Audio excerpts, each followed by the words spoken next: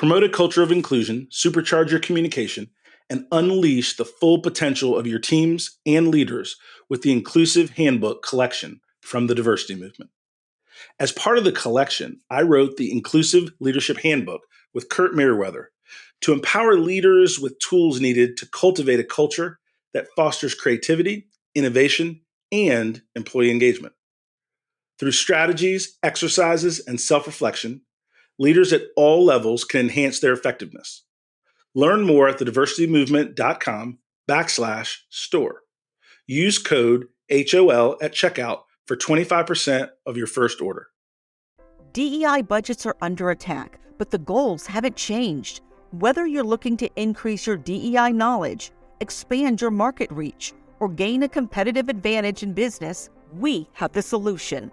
TDM Library is your single source for expert-curated DEI resources, strategies, and solutions, all designed to help you transform your workplace culture and be a more effective contributor. For $9.99 per month, you get access to our searchable subscription-based digital library. There, you'll find articles, practical how-to guidebooks, podcasts, award-winning microvideos, and more than 700 Q&As. Designed to help DEI practitioners, thought leaders, and executives create a more inclusive workplace. Whether you prefer to listen, watch, or read, we have the resources for you.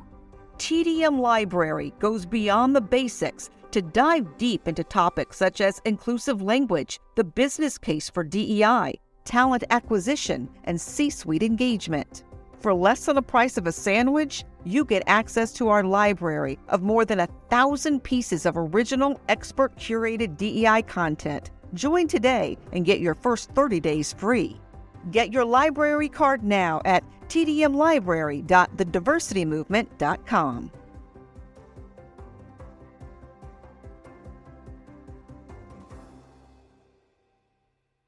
You can't stop me, nothing's gonna stand in my way. Nothing. I'm gonna fly higher. I'm gonna fly higher. 6 a.m. Hey everyone, and welcome to the Donald Thompson podcast. I'm Cece Huffman, editor at Earfluence, and today we're going to give you something a little bit different. As I listen to this podcast, themes tend to pop up. DT and his guests talk about leadership, entrepreneurship, investing, and just handling the stress and chaos of normal life. But as you well know, 2020 has been anything but normal. In March, COVID-19 put us all on a 2-week pause. A pause that has now lasted 33 weeks with no end in sight. In May, the murder of George Floyd and subsequent protests throughout the United States amplified the systemic racism our country has faced since its inception. This episode is a compilation of some of the conversations that DT has had with his guests about racism, white privilege, diversity, equity, and inclusion. Even before all the social unrest, this was a major topic. And today we're going to take you through some of DT's conversations before and during that unrest, starting with Sonia Hobson, CEO of Higher Strategies. Give me some of your thoughts on diversity and inclusion and how that can be impacted in a positive way from the position that you're in. Okay. Well, I'll talk about it from two different perspectives, because like you mentioned or indicated, it's definitely a challenge, or could be a challenge, for someone like myself to be in a male-dominated industry, and I am a Black female. And I just want individuals to know that you can't let things that are a challenge to you stop you or make you afraid of getting to a certain level of success, because that could have been the case for me, quite honestly, because when I got into construction, I had a client tell me directly to my face that he didn't think he wanted to work with me because I was a woman and I was Black. And I could have easily taken offense, because it was somewhat offensive comment. It is offensive. And could have stopped the conversation, but for me, I wanted to dig deeper. So him making that comment brought up more conversation, because I wanted to understand why you feel that way. So instead of storming out of the office and saying, I can't believe this, and I don't even want to talk to you, I sat down and I said, help me understand that. Why did you not want to talk to me? Because I'm a woman and because I'm Black. And he said, well, to be honest with you, I haven't worked with any other Black women, especially not in construction. And he said a lot of the guys who come in here to talk with us about providing some temporary staffing or talent to our team, they're men. So that's what I'm used to. So we had some conversation, some honest conversation around that. I said, well, I tell you what, why don't you tell me what your needs are? I will assist you, and then you can gauge whether you want to work with me any further. Either you think that I can be a support to your company or not. So he said, okay, that's fine. Why don't you bring me in this amount of people on this next project, and we'll see how it goes. Well, I ended up staffing his entire project. We did a very good job for him. We're still friends today. He still does business with us, but that was an opportunity for him to change his perspective and an opportunity for me not to be afraid just because I didn't come in the form that this gentleman expected me to come in. It's clear that being a Black woman in business is hard, but Ashlyn Sanders, creator of the medtech company Neurovice, revealed that being a Black woman starting a business is even harder. I felt like because of my demographic, being a young woman of color, that was a barrier. And so I then pivoted to trying to raise dilutive sources of capital and was unsuccessful in doing that as well. So I had to become creative. And I started writing people that had access to capital and resources that I didn't, and that I felt I could convince by way of presenting a very viable business plan, but also showing how my products could improve quality of life for millions of people. And that's what led me to Charles. That Charles is Charles Barkley, and Ashlyn ended up with the investment she needed to get going. These next two clips are about white privilege, and both interviews were done before social unrest even became a hot topic of conversation. First, we hear from Jen Hoverstad, Director of Marketing and Engagement for the Kay Yow Cancer Fund, and then from Akinwole Garrett, Director of Global Strategic Alliances at Lenovo. Oh my gosh, yes. And I am so glad to see, DT, that y'all are doing that, because not enough businesses are doing it. And I have had some real impactful conversations. The first time that I realized my own personal privilege was 2000. Let's see, I had my baby in 2014. It would have been early 2015. I was working for the state government, and I was running the HR department for the Department of Employment Security. And the woman who worked alongside me, her name's Stephanie. She is one of the most amazing people I have ever met. And she, probably like mid-40s, African-American woman. We had some amazing conversations, very open and honest. I mean, me having just turned 30 and really not seeing the world, and her having been in state government for 20 plus years. And one day we got to talking, and she randomly just asked me, she said, "Tell me, what do you wear when you go to the mall?" I was like, well, what kind of question is this? I wear gym shorts and a t-shirt, and, flip-flops or like tennis shoes. Like, why are you asking me this? She's like, do you want to know what I wear when I go to the mall? I was like, sure. What do you wear? She said, I make sure that I look my best. I have my hair fixed. I have on nice clothes, and I want to make sure that no one thinks I'm stealing from them when I go into their store. And I was like, Stephanie, you're successful. Like, here we are with 600 employees. Really? That you have to think about just going to the mall? And she's like, I know. She's like, but I want to open your mind to, like, this is my reality. And this is what I'm training my daughter to grow up into her reality. And that moment, gosh, it feels like it's yesterday, because that moment had such an impact on the way that I view my interactions with people, how I choose to treat them, how I don't, who I choose to bring around a table. Because I think what we see right now in our communities and our societies is that it's people that have too many friends that look just like them and think just like them, where they miss these incredible stories like I had with Stephanie. If you had a magic wand, what would you change about our society? Do you want the PC answer? Or you want the raw? Nah, man. Let's just kick it, man. We kicking it. All right.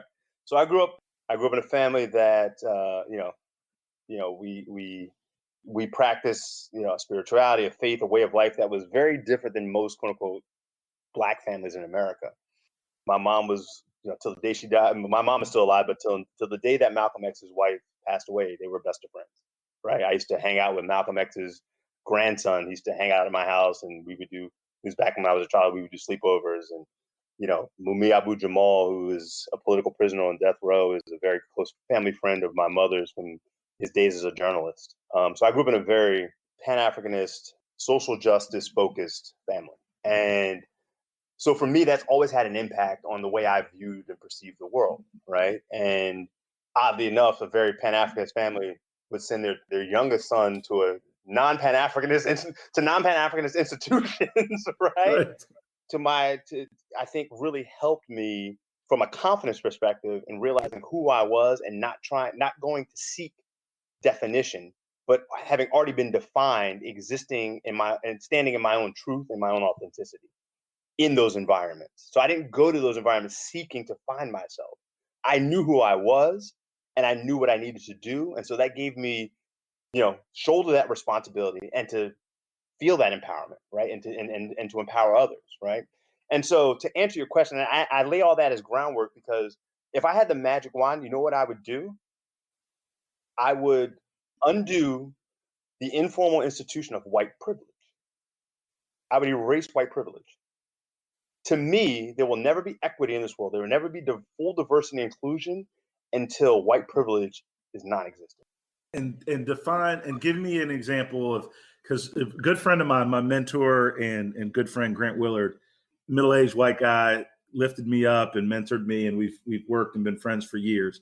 We did a podcast on Ask a White Guy, Ask a Black Guy, and so we got into it. So your conversation, we're all about controversy. But we're about to release some good stuff. But anyway, we talked about white privilege. So define white privilege, your perspective. Having a liberty and advantage simply because you're white. Simply because you're white, right? The ability to walk around. I went to predominantly white institutions my entire life. Some of my best friends are white. Most of my best friends are white, outside of my family. My family, they're my best friends, right? My brothers and my nieces and my nephews. That's I grew up in a household where like everybody else was an associate and those were your best friends. But to put it in normal American context, most of my best friends are white. But the reason why I come back to that is because there's a certain privilege and a certain allowance and a certain freedom and liberty to be who you are when you are white that's not afforded every other race. And so literally when you think about it, you boil it down to its very basic compound, it is literally the shade of your skin and a phenotypical and genotypical construct that defines access, privilege, opportunity, comfort, success, failure, security that is literally boiled down to something that nobody controls. So, who's the comedian that did the race lottery? Dave Chappelle. Right? You literally hit the genetic jackpot. There are things that you are afforded just because of the color of your skin that literally create trauma, anxiety, and all the types of mental disorders in other communities. Like the ability to walk down the street at midnight or run outside at midnight and not get pulled over by a cop because they think you're robbing somebody or you're running from something simply because of the color of your skin, to me, it's mind-blowing. And I think it shows up not only just kind of the germane, running down the street at midnight because you want to do a late night run because it's not 90 degrees outside in the summertime. It also shows up in the boardroom, right? Where you're afforded opportunities. You might be underqualified versus somebody who's overqualified, and you just get the opportunity because of the color of your skin, right? And so there's a privilege that's afforded to them that is, to me, it's until you undo that, it'll never be equal, right? And to some extent, I can argue that equality is a total myth, right? Some people are short, some people are tall, some people are pretty, some people are ugly. Like it just is what it is, right? But until you deconstruct this notion of white privilege, I think it's going to be hard for us as a society to really achieve those things that folks like you, Don, and you, Jason, and diversity and inclusion and equality and access. It's going to be really, really hard to achieve those things unless you're willing to surrender that quote unquote advantage. But we don't have a magic wand to make our world equitable. And we saw our inequalities on full display with the murder of George Floyd. During the upheaval, DT talked to many influential leaders on what they were doing, who they were listening to, and how they are working towards equity within their own circles. Here's UNC women's soccer head coach, Anson Dorrance. Systemic racism in this country is a matter of public record, and not within one institution or another, within all of them. I mean, it's so absolutely common and pervasive, but hopefully this can be an opportunity for us to change. And obviously, again, you can spin what you're watching. You can spin it and all of a sudden make this like there is already a race war, and let's shoot the looters. And I mean, we can do this in all kinds of negative ways, but we can also do it in other ways.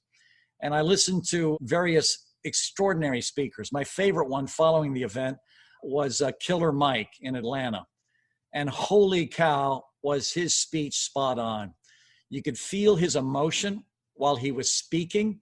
You could feel that this wasn't for him a political moment, because he was being ripped to shreds.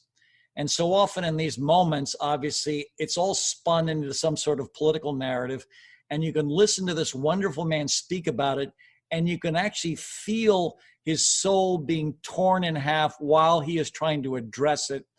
And then the things he said about it and the way he said we've got to come out of this was extraordinarily positive. In a Martin Luther King way. I mean, just extraordinarily positive. And then to hear Obama speak a couple days ago about it, all of us, when we were young, we were hopeful. And on that call with my kids last Monday, I spoke about what we fought against as kids. When I was in college, we were fighting against the Vietnam War. And as a second semester freshman at UNC, the Kent State shootings took place. And 13 students were basically shot by the National Guard. 4 of them died. And so we fought as students. We actually shut the university down at UNC. And of course, a lot of us were shutting it down because we enjoyed the entertainment value of not having exams. But of course, there were some students, and I don't want to pretend to be self-righteously among them because I weren't, but those students really knew what was going on.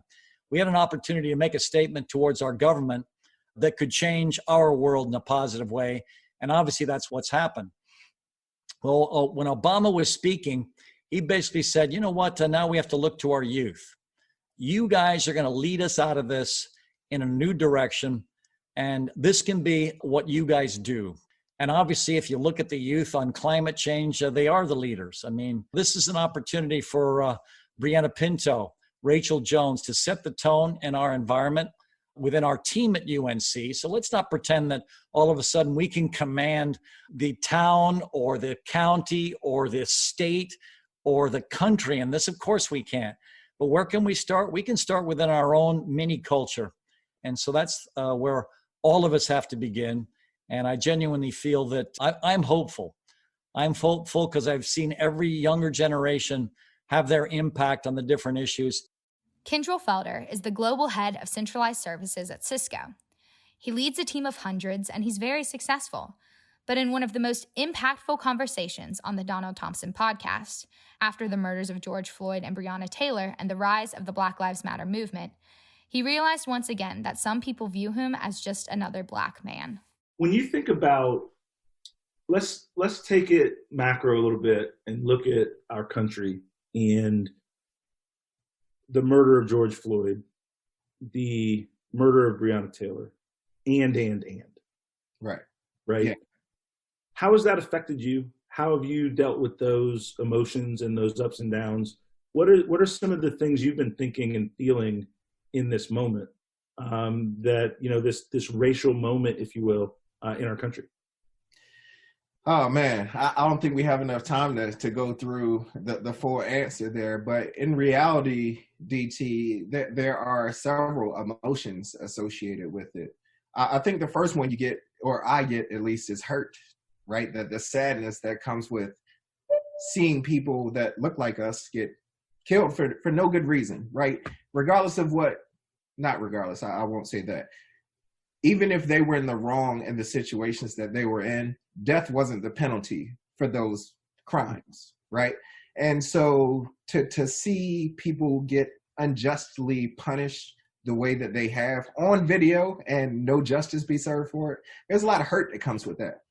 The second feeling that comes shortly thereafter, maybe a second or two, is anger, right? Because once the sadness subsides, it is, well, why would people feel that way towards me that have never even had a conversation with me? They've never taken the time to get to know me.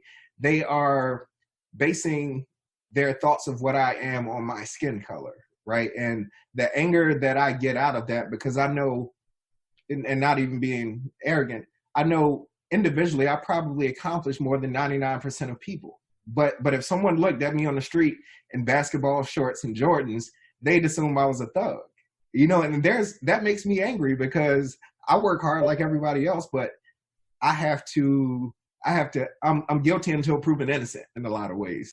It's hard enough to process the deadly racism on your own, much less when you have a company of employees looking to you for leadership, like IBM's Timothy Humphrey. As an African-American executive, an entrepreneur myself, and your very strong career and leadership in our community at IBM, we can't ignore some of the things that are going on in our society from a racial unrest standpoint.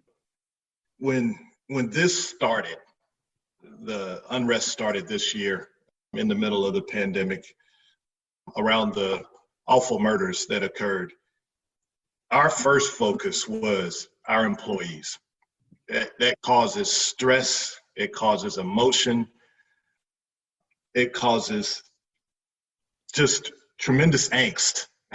So our first priority was on the employees, and me, along with several other senior leaders in the company, spent time connecting with all of our employees and ensuring that they're okay. Letting them know that it's okay for them to show up as their full, authentic self to work, which is something that, quite frankly, people think might be taken for granted, but sometimes you need to express it. So we focused a lot on the employee. We also wanted to make sure we had the resources available to give people help if they need it. So that was number one, focus on the employee, focus on the people. I always say any company, at the end of the day, you can have great technology, you can have great products, offerings, services, whatever it is. If your people aren't engaged, you've got problems. So we focus on the people. Gary Salamito, CEO of the North Carolina Chamber, wanted to focus on the people as well. He wanted to help his friends and colleagues feel supported and safe. But as a white man, he was struggling a little bit with how exactly to do that. You just said there's a white guilt out there now that's real, and help me with that a little bit, because to be honest with you, I'm feeling it. Yeah, so we don't want to dance around that. Like it's a big deal. I'm talking to a lot of folks that in the past, when they've seen videos, the George Floyd video was so egregiously foul, so radically horrendous, it could not be ignored. Some of the other videos or other instances in the country have been excused away or spun with this person's background. Or was this person resisting? There was no video, so should they be believed? Right? This is Blue Lives Matter, Black Lives also matter, all lives matter. There was all this narrative noise about a discussion on the treatment of African Americans by the police, and in particular African American males, right?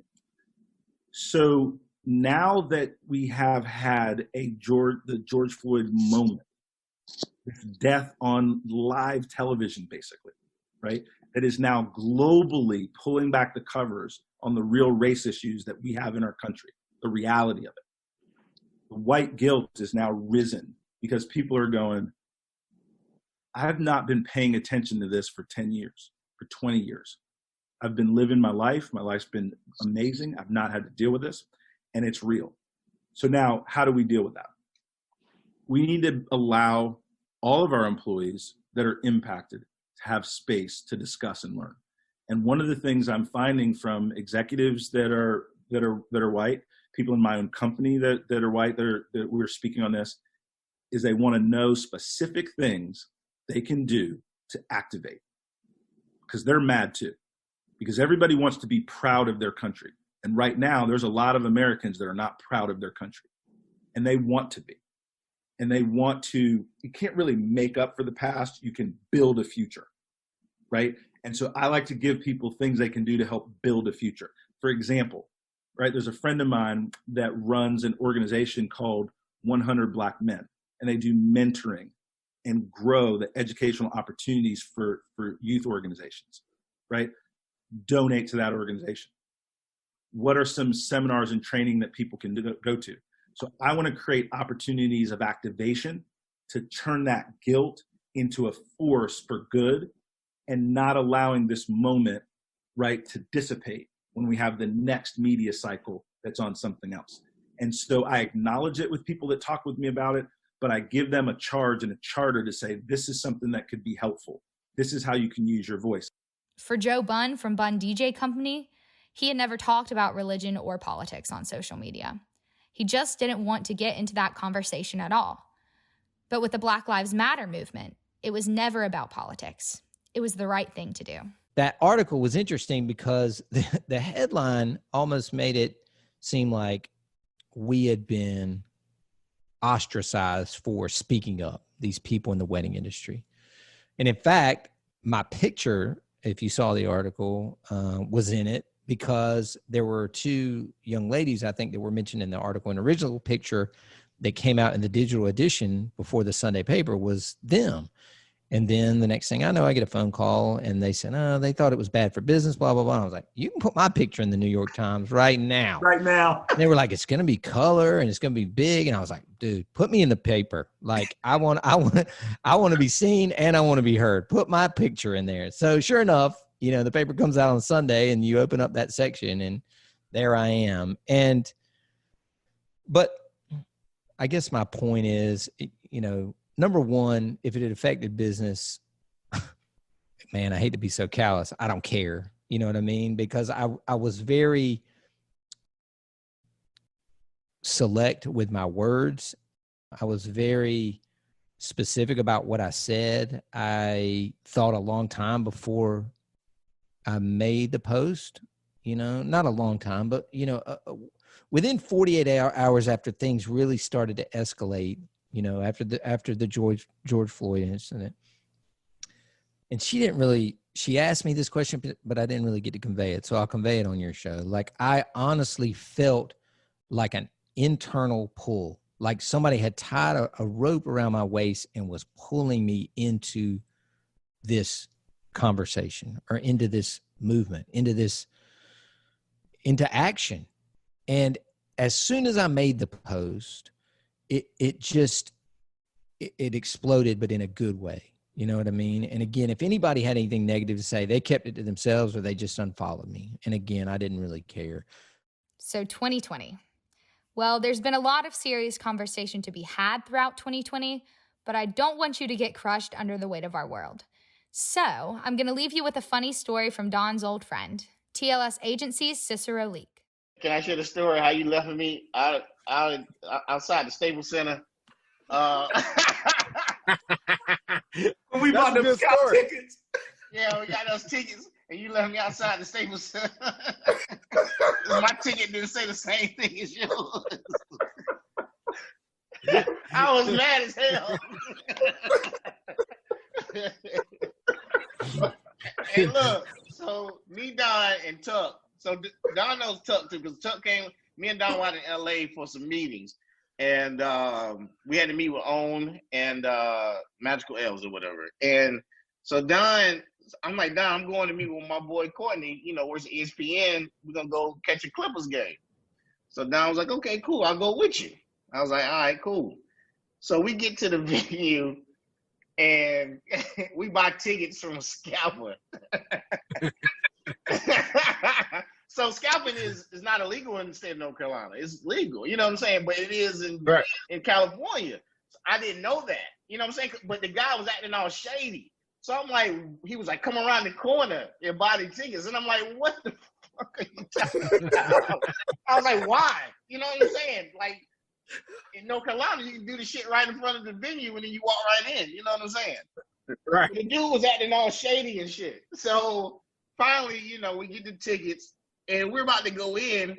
So the guy he scans Don's ticket, he scans Tuck's ticket, and he scans my ticket. He's like, "No, you can't walk in with them. You gotta go to the other gate. Your seat is way up in the rafters."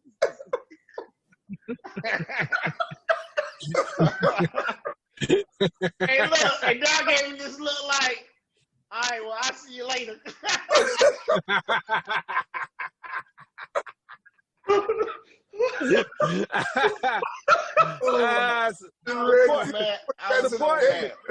I was so mad.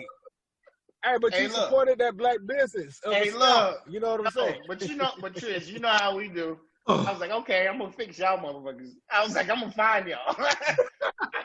And they were. Where were you at? In some restaurant? You're in the VIP restaurant. In the VIP, yeah. Eating and shit. You know what I'm saying? Watching the game with the feet up, relaxing. And I was like, bro, that was the first time I put my head down and just walked. So somehow I got up there, and I don't know how. It's like somebody helped me. I don't even know how I got up there without having that ticket. God. It's like I put my head down, and I was just like, and like I was the head of the security of and got up there.